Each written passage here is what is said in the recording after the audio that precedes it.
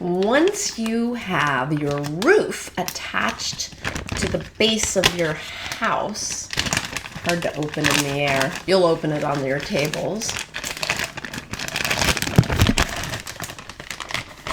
It's time to add texture to finish your project.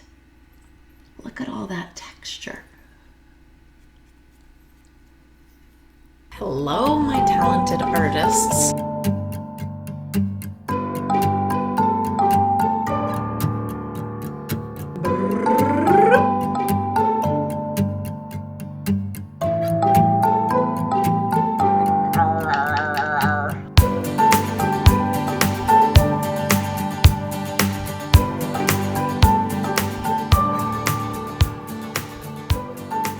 Be sure to subscribe.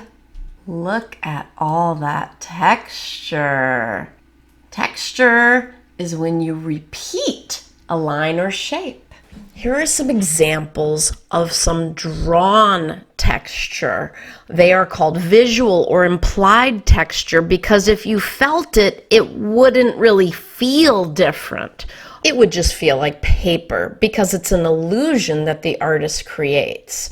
Here's a really cool project that a teacher created to make your hand look like it has all these different textures. And here's an example of a student's solution.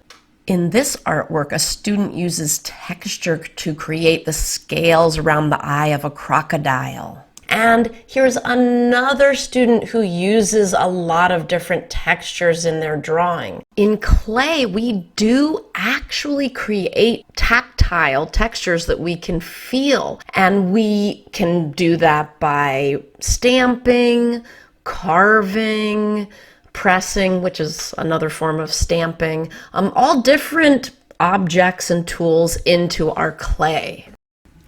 Let me show you a couple methods of how to do that in clay. Let's start by taking a look at the roof of this little house. So what I did to create this texture on the roof is I took this wood tool and I just pressed in. And I'll show you on workable clay. So what I did is I just pressed, and you don't want to press so hard it goes through, but you do want to repeat it. Now, if that's what you decide to do, you gotta do it everywhere. And I'm gonna smooth it out. I hope I don't make an air bubble. I highly recommend deciding what you wanna do, maybe practicing it on a little spare piece of clay. I might be making air bubbles, so be wary of that. If you do not have a door or a window that has been cut open to make a hole, you do need to cut out a hole or just twirl your fettling knife to make a hole in the bottom. And this creates a space for the hot air that's moving very fast in the kiln to escape. I just pressed this in here, the roof in, so I want to push it back out. If you want to be able to stick your finger in there to manipulate your piece, then you should cut a larger chunk of clay out. All right, so now I can just sort of press my roof back into place.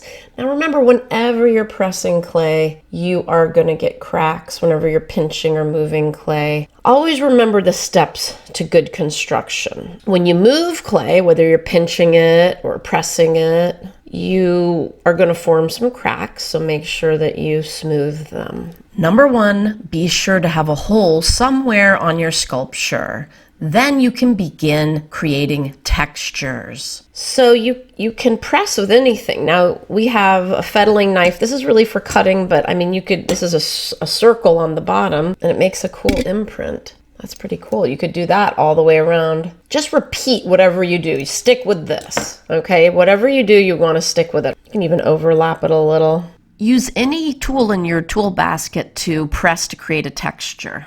Pressing is a very satisfying way of making a texture. That looks pretty cool too. Another way, besides just pressing in, of course, is carving. I started it here. It's just a curved line or a scalloped line. Now, one thing you might notice is if your clay is still plastic, you're going to get these little lips and edges that are hard to rub off. Just leave it. As it dries, it's going to become leather hard. When it becomes leather hard, it's much easier to get off those clay crumbs or the clay debris that forms when you're carving. So you just repeat all the way to the edge. I'm going to skip ahead and speed up the video so that you can have as much class time as possible to complete your textures.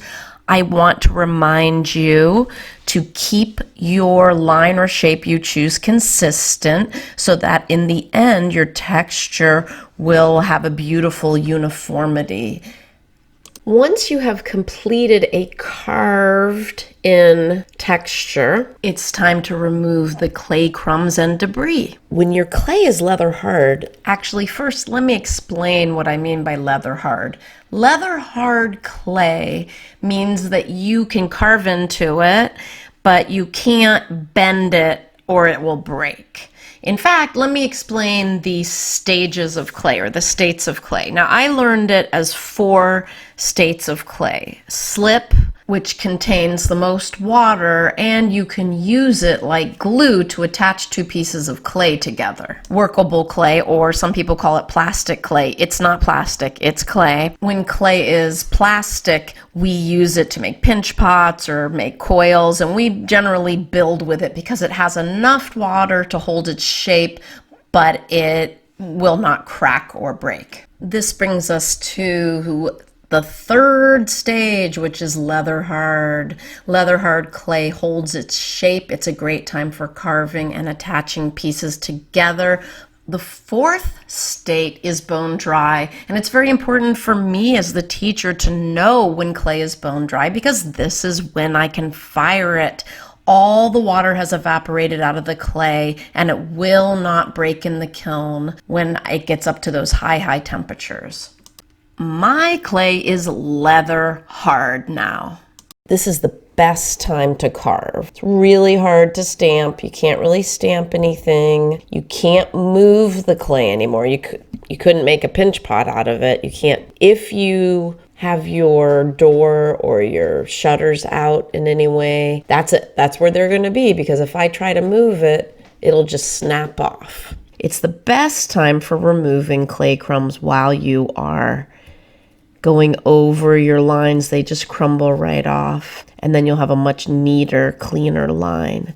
So I would go over all of your lines when it becomes leather hard. And the clay does dry up even when it's in the bag. It dries little by little. And since we only see each other once a week, it will dry up too much in between sessions if you don't seal your bag really, really well. If it gets drier than leather hard, it becomes bone dry. And there's not much you can do when your clay is bone dry. You can either fire it or you can break it up and put it back in water and it becomes slip again.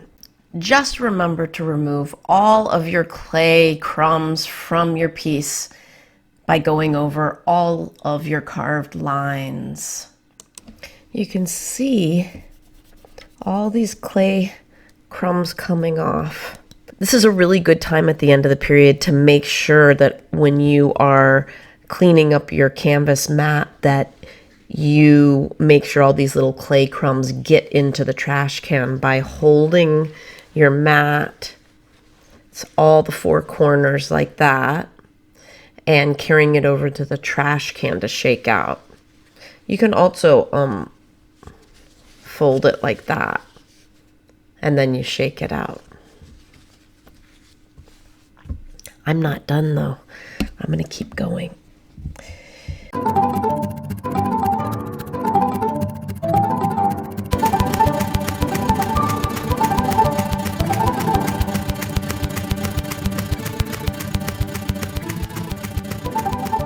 That roof looks pretty good.